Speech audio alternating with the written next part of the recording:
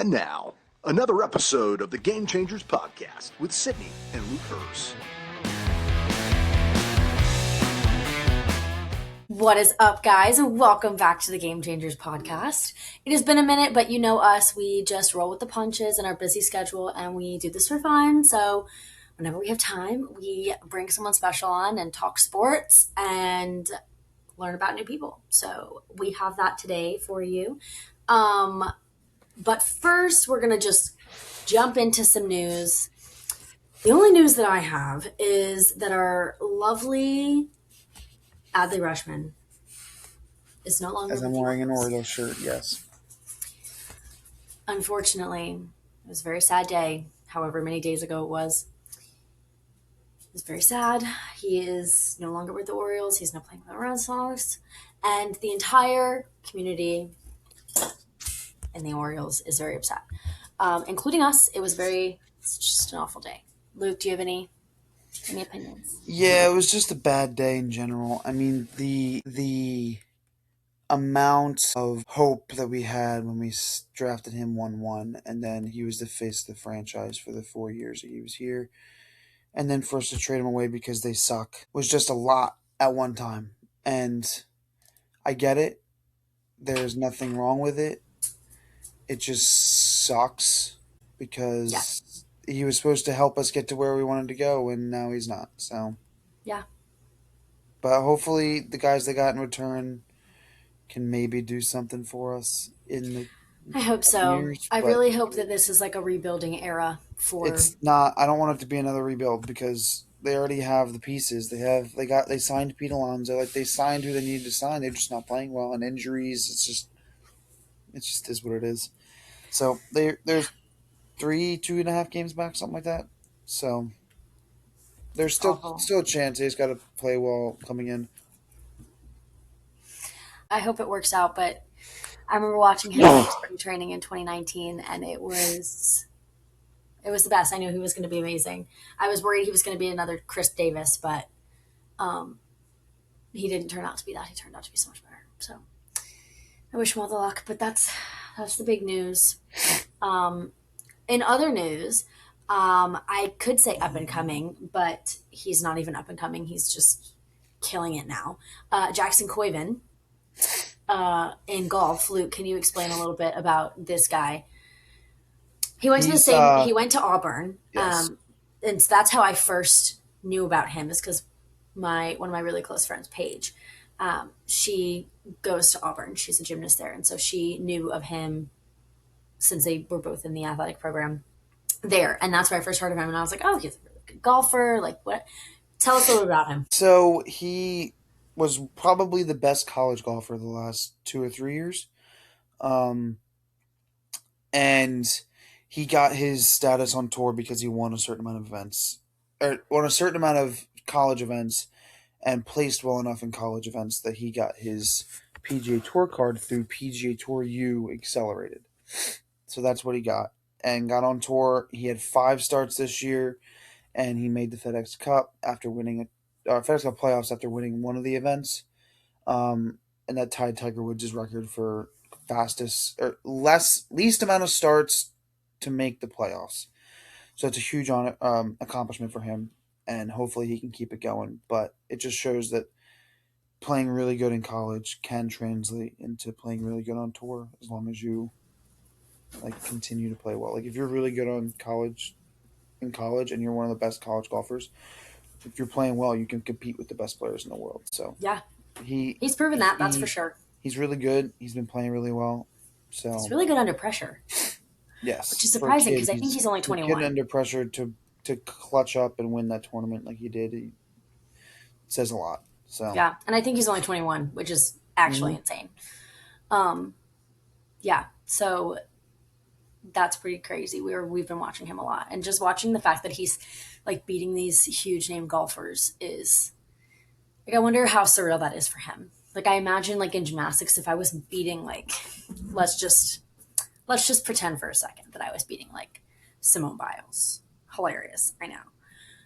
But let's just think about it for a second. If that's who I was beating, wild. That would be so surreal to me. Or someone someone that I looked up to, if it was Ali Raceman or something like that. That'd be really cool. Oh my gosh, what if we get him on the podcast one day?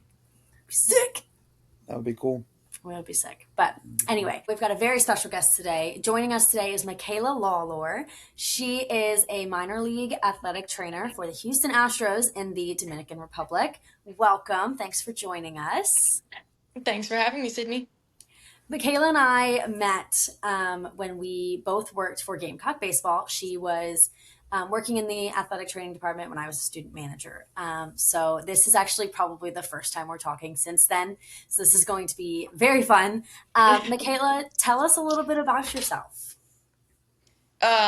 So yeah, I've been working in baseball for a couple years now since we graduated, living down in the DR. Lived several places in the last couple of years, but yeah, not a whole lot really has changed since the last time we've talked. Mostly just working and then, off seasons are off season, so. Yeah. So how long have you worked in the DR? This is my first season down here. I've been here since the middle of February, give or take. Nice. Do you like it? I do, yeah. It's definitely different than being in the States, but it's a good experience. Do Where you speak Spanish fluently? Not fluently, no. I did minor in Spanish in college, so I understand it. Definitely a lot more than I can speak it, but yeah. Yeah. where in the Dominican are you located? Where's the Astros facility? So it's in a town called San Antonio de Guerra. I don't even know if I could explain where it is. It's kind of in the middle south-ish of the Okay, country. So I live in Wandolia, which is down by the coast, and it's like a 40 or so minute drive to the complex. So that's not bad. kind of all over. Yeah, I was spent a week there in Santo Domingo and we and Boca Chica, and we spent a day at the Mets facility that was not that Okay. far away from Boca Chica. So yeah, that's why I asked. I mean, it's a cool little island. I actually quite enjoy the Yes. Dominican. It's a whole different world compared to here, and there's Mhm. some aspects that are like it's normal, kind of comparable to the states, but then there's other parts where it's just like you're in a completely different planet. So Yep. yeah. Yep. Can definitely be a little bit of a culture shock right when you get down here, but you get hmm used to I it. bet. What was the biggest adjustment moving to the Dominican? Obviously, language was a big one. Driving down here is absolutely terrible. I'm thankful that I don't have to drive. We have like I don't know if you call it a driving service, but we have people who drive for the Astros. So thankfully, I don't have to do that. But I would say probably driving is the worst thing down here, and even like the Dominican-born people will agree with that. Yeah. Yeah. Oh, that's funny. I see Luke nodding his head so hard right now. It was Um, it was an experience just driving around the Dominican. It's like like if unless you're on like a main highway, it's hmm like no rules on the road. There's people on mopeds just flying by you, cars with Yep. horns singing. It's just a hmm it's an experience. You have to experience for yourself. It's kind of hard to explain. oh my gosh. Yes.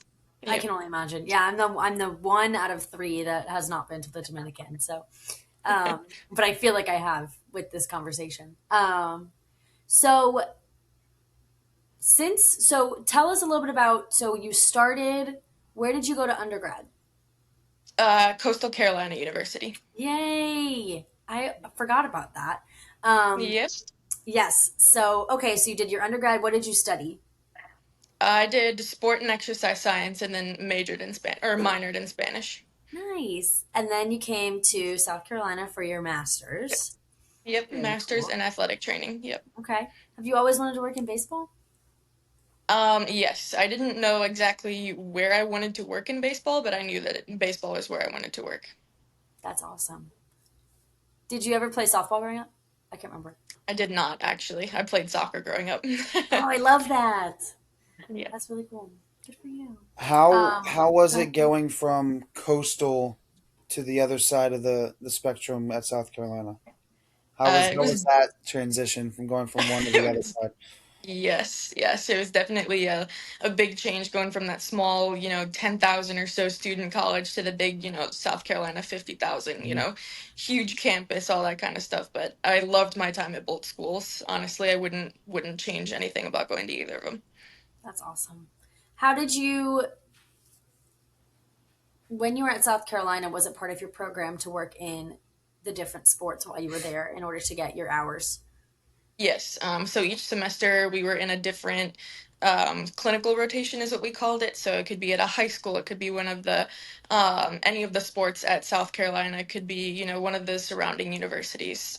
Even in professional sports, for our last semester, you could literally do um, what do we call it? An immersion experience Hmm. anywhere. Okay, very cool. And is that what made you fall in love with working in baseball? What was the moment where you realized that is the sport that you wanted to focus on? Yeah, so in 2022, I believe it was, I did we call it PBATS, Professional Baseball Athletic Training Society internship with the Columbia Fireflies. And that was my first experience working in baseball, obviously, first professional, any sort of experience like that. So that didn't get to do a whole lot of traveling with them or any traveling really. So I just saw like the home side of it, but that was definitely first experience that I was like, yes, this is something that I could see myself doing in the long term. That's awesome. What what does your typical kind of day look like? What I guess starting at that point when you first started out as a not necessarily an intern, but still in school, rather than now where you kind of have a lot more ownership. So back then it wasn't really a whole lot of hands-on or anything like that. That was right after my first year in athletic training. So it wasn't, I didn't know everything obviously that I do now. We hadn't even gone over like extremity injuries or anything like that. So it was a lot of, observing, asking questions, and then, being in the dugout trying to help out as much as I can with like the emergency medicine that I have learned, stuff like that. And the days were not Hmm. nearly as long as they are now. So obviously went to class still back then. Even in the summer, still had classes. So back then I would go from class usually from around 8 to noon, and then some days I would just go straight into the field from there. So they were long days in Wow. the sense that it was right from class to the field, but Right. not as long at the field as I am now. Yeah. Right. Okay. And what does your day look like now? Now that you're a lot more hands on, kind of like what does a typical day look like from kind of start to finish, especially in a different country with um, different athletes. Yeah, so in season right now, we're actually finishing up our season. The last game is next Tuesday. So a day in season, I usually leave here my apartment around 5:30 in the morning. It's about a 4-minute drive to work, so I get there, get changed, get settled in, get some notes done, and then 6:30 a.m. rehab starts. So we've got a ton of rehab guys that come in. We've each got our own. There's four of us that work down here, so we've each got our own different athletes that we work with, and so those guys come in from usually about 6:30 to 8, give or take, and then all of us go outside. So it's usually some of us are hanging out with the pitchers, some of us are in the cages, some of us are watching defense. There's a whole bunch of things going on outside that we're just all sharing the responsibility of covering, and then after that, some of us will go inside and start doing treatment with the rehab guys, and then the regular guys that are, in game will start coming in. Oh, we need a stretch, we need this, before a game, stuff like that. And then down here, games actually start at 11 a.m. So Wow. big thing down here. I think there's two stadiums down here that have lights. The rest of our complexes don't have lights, so we've got day games here, which is a change in itself again, but Hot. so yes, extremely hot. Um, but yeah, games usually start at 11. They can last anywhere. I think our shortest one has been 2.5 hours. Longest one has been about 5 hours. So Woo. some long, Oh some my long god. days. Yes, and then after that, again, it's just some treatment, anything recovery for the guys, getting in our notes, sending out the injury report, and then usually back home. Anywhere between 4 and 6 p.m. So Wowza. A yeah. 12-plus hour day. Yes, some long days. Some days are a little bit shorter, like our camp days. We don't have games on those days, so it might be only about 6 to 7 hours. But yeah, game days Mhm. are they're definitely long ones. Yeah. Oh gosh, I can only imagine. Mm. What what helps you get through on those long days? Not that you don't love what you do, and that's certainly not what I mean, but the days that drag Yes. on or it's really hot or you're like, "Oh my gosh, I'm on hour 15, like I can't." what kind of gets you through that very long day with something that you love? Yes.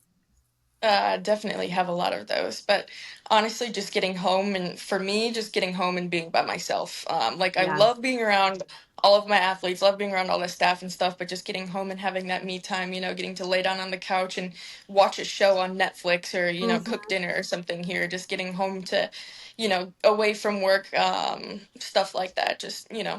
being by myself. 100%. 100%. Your Yep. social battery is depleted at that point. Yes. Yep. Um, what is it like building relationships down there? I know that the language barrier can be a little bit difficult. Are there and as a woman too, in a different country as well? What is it like? Any moments that you feel challenged? Any that you actually thought were a little bit easier than you thought they would be? Um, So definitely right at the beginning, like I said, it is a little bit of that culture shock getting down here, not necessarily speaking, fluently the language or being the only female, not the only female. There was one of us, three of us at the beginning. Um, and then someone got promoted. So there are three of us down here now. But yeah, like you said, it is definitely different being a woman, obviously in a different country and in the sport of baseball, in general. But it really hasn't been that much of a change from what I'm used to. Because as you know, working in sports as well, it is always male dominated. Hmm. So it's just you got to put the boundaries there. And show them how you want to be respected, show them that you're there, yes, as a friend, as a sister, as a parental figure, whatever, like whatever they need. But just make sure that those boundaries are there. There's that mutual respect. And I don't seem to have any issues with it down here. We all seem to get along pretty well, so it's going That's well. great. Yeah, Yeah. that's awesome. That's really nice to hear. And I've talked to a lot of people that have been like, well, I don't like to categorize myself as a woman in sports, and I'm just a person in sports. And while that is very true, it is also evident that it is male dominated. So it is important to, like you said, I think that's really good advice for anyone that wants to work in a male sport, even a female sport. They have a lot of men that work in female sports, just that you need to set the boundaries and you have to, if you demand the respect that you show. So I think that's really cool. Um, were there any kind of looking back at your experiences before the one that you're in now? Were there any people that really guided you that you still talk to if you have a question, like any sort of mentor figures? So definitely at South Carolina, Corey Barton. He works with the baseball team there at South Carolina. I still reach out to him, every now and then, if I need any sort of advice or whether it's on, applying for another job or if it's on an injury that I'm dealing with, something like that. Always keep in contact with Corey. And then my head athletic trainer when I was in Portland, Maine with the Boston Red Sox. I talked to him. Again, it's always on, the professional stuff, like Mhm. what would you do to apply for this job? Do you have any advice, applying to this job, stuff like Yeah, that. So definitely those two people I still keep in contact with every now and then. that's awesome. Yeah, I loved Corey. He really did a really good job about balancing the fun and exciting part of Yes. the job with also the serious injury related, that kind of Yep. thing. Um, Yep. yeah, he's a good guy to have in your corner for sure. Um, athletic trainers get, I guess, a little bit of. I don't think a lot of people know what they do. Could you explain a little bit about the role in general?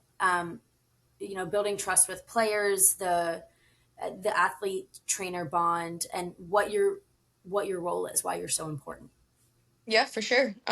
So like you said, definitely there are some misconceptions about athletic trainers. They just go out and tape ankles on the field or the ones who are running water bottles out on the field that you see with the football games. And yes, that is part of our job, but definitely have a lot more hats that we wear, like we like to say.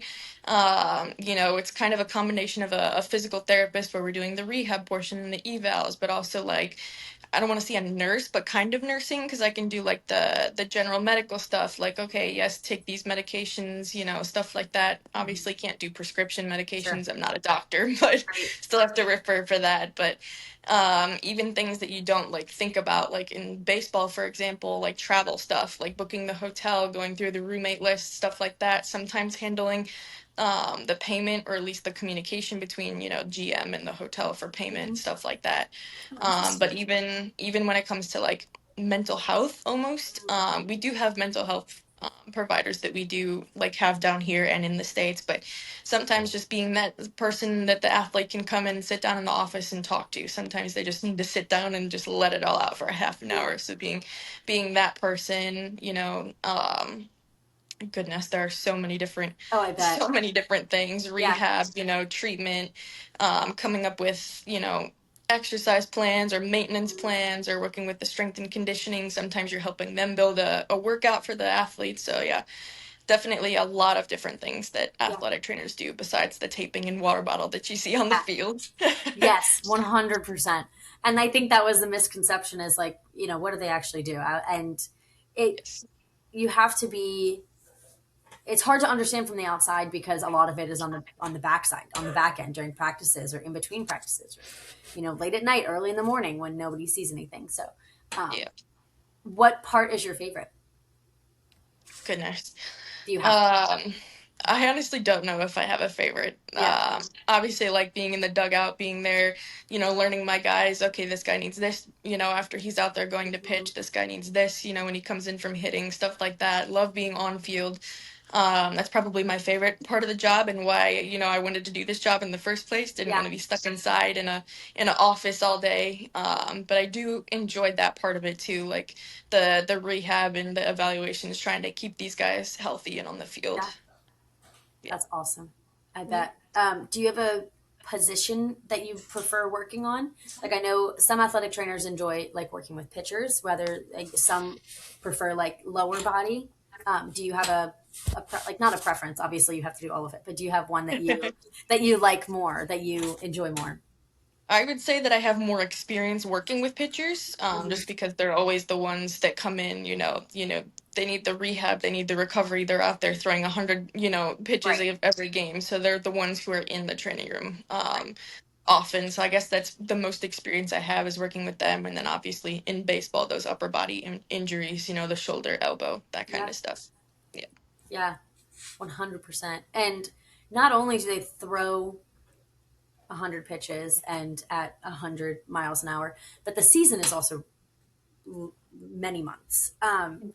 What is something that you like for any athletes that is listening, whether it's in baseball, whether it's in a different sport? Do you have any priorities that you would recommend to stay healthy? Not even just like on the field, but also off the field, like that you have noticed is maybe a pattern among young Um, athletes. I would say just don't be afraid to talk to your athletic trainer in general. There are some of those superstitions, especially in baseball. Position players being a big one, they are afraid to go in the training room. They're afraid that means they're going to be injured or put on the injured list, stuff like that. I would say stay away from that superstition. Come in. You can use the hot tub and the cold tub. Come in and use, the compression boots, stuff like that. Make sure you're coming in and taking care of yourself. It doesn't mean that you're injured because you're coming into the athletic training room. Coaches know that you're coming in for treatment. We talk to them all the time, try to help or try to get them to help push the athletes in as well. Because, like you said, it is a long season, and you have to be taking care of yourself, mentally, physically, in every aspect of it. Yeah. Oh, I love that. That's very true. Luke, did you ever have any of that kind of superstition? Oh, 100%. I never went to my trainer. Ever. Not a chance. Sure, she loves I hearing went to him. I was gonna say. Well, it's, I fell into the superstition. So I went to my trainer my freshman year of college for um, shin splints, and I was able to play through it. So that one, I was like, okay, I can go to my trainer, and I'm not going to get benched for anything. I was playing really well, and I didn't want to get my spot taken away from me. But I couldn't stand up for longer than like 2 hours at a time. Like my shins were hurting so bad. Because Mhm. on double headers, on our team rule is you can't sit down. If you're not playing, you can't sit down.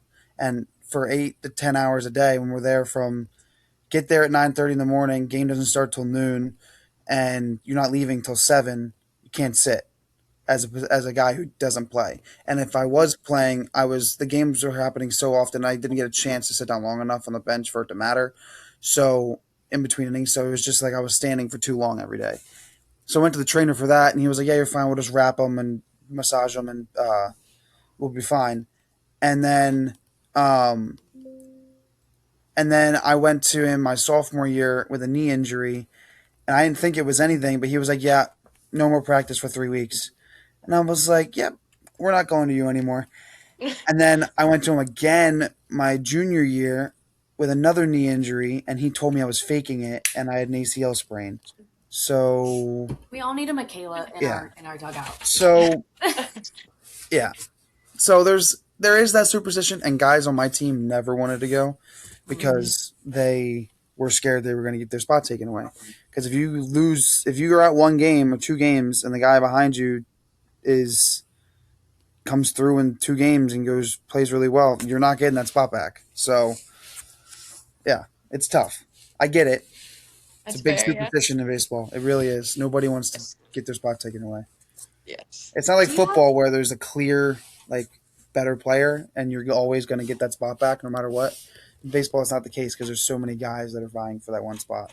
So yeah, yeah. Do you have any? Have you ever dealt? Have you dealt with that? Like the not necessarily the misconception, but the that very thick barrier, that wall that players hold up against athletic trainers. Like, is that? Have you experienced that firsthand? Yes, I have experienced that. And sometimes you're able to break through that wall, sometimes you can't. And there's only so much you can do. And Yeah, obviously, having those conversations with the guys, making yourself available, is very important.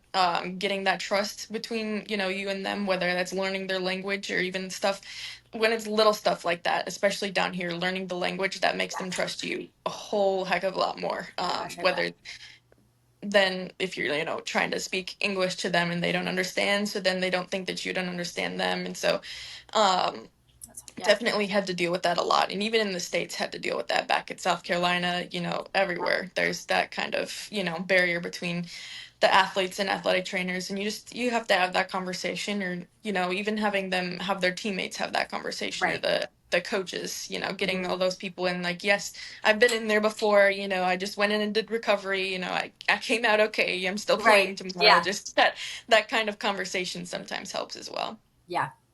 I bet. is there anything that you wish you knew in college when you were with South Carolina or interning that you do know now? Or any advice uh you would give to somebody in that situation who's trying to get to where you are? Advice I would give to someone is definitely reach out to someone in the field, sooner rather than later, especially if you want to be an athletic trainer in baseball, because there is so few, positions. Like, yes, there are 30 clubs, but especially when you're breaking it down, assistant versus full time, those assistant jobs, definitely look into those before you get into them, because they are not full time. Most of the time, you're getting paid hourly minimum wage, and that Mhm. is the unfortunate part for this profession. Is that's still something we need to push and move forward and get away from the hourly minimum wage for a master's degree. But just make sure that you do your research first. Make sure you know what you're getting yourself into. Talk to people in the field. Like you said, find a mentor, like I did with Corey, and then keep Mhm. them, in your back pocket if you have any questions. Someone that's experienced in what you want to do. 100%. Yeah. Was there were there any key differences that you saw, whether it's the athlete or the way that the program ran between college and pro, and then even like the minor leagues? Um, I would say not necessarily big differences. When you're in the younger levels, like down here, down in, the FCL, the Arizona League, stuff like that, those guys are still the college age. So Hmm. it's a lot more helping them and, getting them used to being in pro ball and getting them into a routine. Maybe they don't have an arm care program, or they don't have a Right. maintenance program that they're working on. So that kind of aspect of it is the same, but once you get up into those further levels, like even in double A, those guys know their bodies really well. Like I Yeah. would go through, I'd still do my eval, give them my opinion, but some of them are like, after you go through that, they're like, yes, I've had this before and this has helped me. Or I've Mhm. had, something similar in the past. Can we try this first? And so Yeah. it's like there is that line that jumps. Honestly, it's between high A, double A, and I'm sure it gets, even more once you get up to the big leagues, Yeah. yes. But I would say that's about the biggest difference. Interesting. Yeah, I've always wondered what it's like to work with, not the college age, and it doesn't. It's honestly not even an age, but what it's like to work with like adults. Like what is when you're Yes. an adult and you might have somebody who's older than you, and you're trying to do treatment on them or trying to coach them, like what that relationship is like. 'Cause it's so different when you're working with someone younger than you because there's already that Mhm. level of respect, hopefully, and like authority. But then you work with someone older, and I can imagine that it helps when they know their body a little bit more.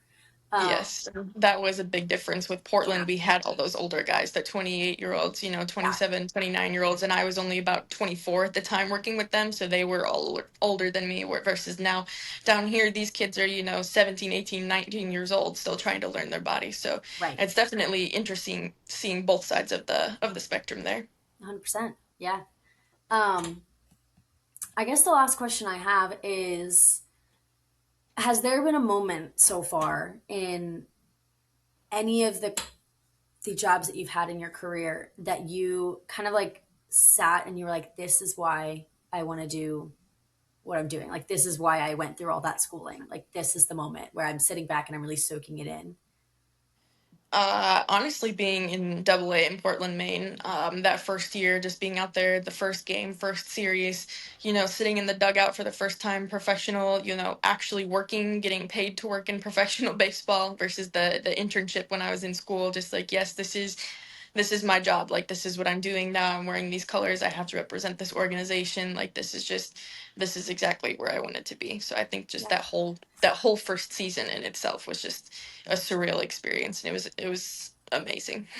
Amazing. Oh gosh, I hope you get that feeling back soon. Like, not that you don't have it now, but I hope that that is somewhere that you end up, somewhere that makes you feel like that every day. Um, well, we do these kind of like rapid fire questions. They're not really rapid fire; they're just more fun. Um, and we like to do them at the end to kind of change it up a little bit. Um, Out of all of the places that you have been, which has been your favorite place to live in all of the places that you've been? um, Goodness, I honestly think I'd say Asheville, North Carolina was my favorite so far. Really? hmm I love that. It's kind of close to us, sort of. Um, okay. Favorite ballpark? in the minor leagues or major leagues? Either. Any Oh of goodness. Minor leagues was when I was in Portland. I would say Hartford, Connecticut. They had a great, great ballpark up there. Yeah. Awesome. Which team do you support? Like, who's your team? Growing up, it was always Kansas City. I was always a big Royals fan, but now obviously gotta say go Astros, working for them, of Absolutely. course. Gotta rep it. Um, Coffee or energy drink? Coffee, definitely. Coffee. Like espresso coffee or Yeah, like I'm always a latte, a nice latte gal. That's yeah. another big thing. Moving down here, they don't believe in iced coffee down here. Um, yeah, that was Well, a they don't. big Do they even difference. have ice? Like, is that like a? Uh, Isn't that a thing in the states that we're the only ones that have ice? they do have ice down here, but like drinking water out of the tap or like brushing your teeth out of the tap, you're not allowed to do it. Like you have to Yeah. use No, bottled you water. do. Yeah, you don't mess with. Like Yep. even taking a shower, you hold your breath. Yep. Yep. Oh gosh. Yeah. Ugh, no, I can't. Um. There's also certain foods you don't want to eat there either because it'll hmm screw you up too. Yeah. Yeah. Yeah. No, thank you. I went. I had a gymnastics meet in Cancun, and we had to do that too. Um. Yep. Yeah, it was the same thing. But there's And like I this was like, certain pill that when I was there, that the trainer for the camp that I was there at would give the guys if they did have some issues, and it mhm. like fixed them the next day. I don't know what it was. It was like a huge pill that he gave them, and it was Interesting. it flushed them out or whatever, and they were good. But yeah, Yeah. it's like it completely screws you up when you drink their Yeah. water, or if it's Yeah. not out of like the in a bottle or like those big gallon jugs or Yep. multiple gallon jugs that they have. Yeah, you don't touch Hmm. it. Yep. Mm, I could not. I would just think about it all the time. Yeah. Um, if you could work with any MLB player, past, present, who would it be? Alex Gordon from Kansas City Royals. Was always a big fan of him growing up. Love that. What is the weirdest injury you've seen so far?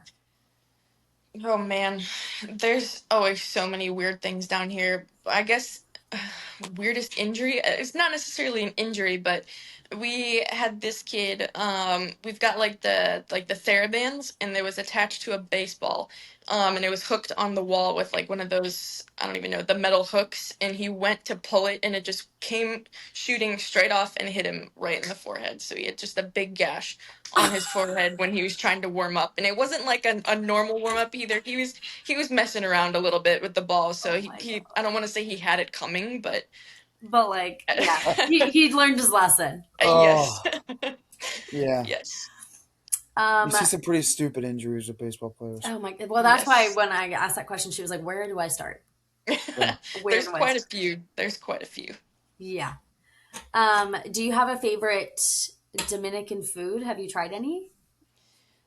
Tried quite a few because we get like meals are provided for us at the stadium, so breakfast, lunch, dinner. Although I'm not usually there for dinner because that's usually not until about 6 or 7 p.m. and usually I'm out of there by then. But tried a bunch of things. I'm a picky eater, so it takes a little while for me to try things. But I don't really know if it's a Dominican food per se. But I'm a big fan of empanadas. We've gone a couple Mm, places down here and gotten those, so they're very yum, good down here.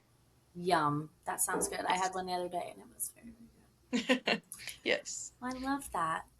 Well, Michaela, thank you so much for joining us. of course. It was so nice to talk to you again. It was Um, good to talk to you as well. yes. Thank you. Good luck with everything, and we look forward to following along and maybe having you on in the future. Of course, I appreciate it. Thank you guys. Thanks. Bye. Thank you. Bye. Oh, so wonderful to see her again. I love her. Yeah. Yeah. I love that she's in Dominican. That was cool. I haven't, Yeah. besides my teammate in college, I haven't really talked to anybody who's been there before. So that was, I fear that I just could not do that. I don't know. I love sports and I love baseball, but that is such a culture shock. I don't know. I don't know. It's a cool perspective. Like you never get to, you don't really think of those people that are No. behind the scenes in the Dominican who are from here who have to move to the Dominican because the organization tells them to, Right. or that's the only job opportunity they have, and they have to work their way up. Same way as the players. So that was a cool perspective to see what the life's Yeah. like there for anybody who is thinking of getting into sports Mm-hmm. medicine for baseball. So Well, and it's also really important to study Spanish. Um, yes, and if you do, it opens up so many more doors. Not even just if you're in the Dominican, but if you work in minor league. Because if you don't know Spanish, at least on a like conversation level, then your pool of jobs slims to almost impossible. Um, yeah, so yeah, it's not easy with how many no, people there's not many. There's only 30 teams. Each team only has 5 minor league affiliates. right. So And if it's you add it up and do the math, it's not like it's a salesperson, right? It's not like it's a sales rep where you have a more of them. mhm. It's a few athletic trainers, and like she said, they're not all full time. There might be one or so that is full time. Um, so yeah, I really liked her insight. It was just very eye opening, but not in a bad way. It was honest, which was really cool. So Yeah, I agree. yeah. Um, I don't have a fun fact question, even though I love watching you struggle with them. I know. We'll just have to. I'm just gonna make the next podcast a really extra hard one. Yeah, you do that. I will. Have do fun that. with that. Thank you. I will. Well, thank you all for joining us. I hope that you guys enjoyed this podcast and listening in on what exactly that person that runs out and gives water bottles to the referee or the umpire, what they do on the back end and how important they really are. It was awesome. It was nice to see her again. I hope you guys enjoyed it. And we will see you next time when the Game Changers podcast returns. See ya.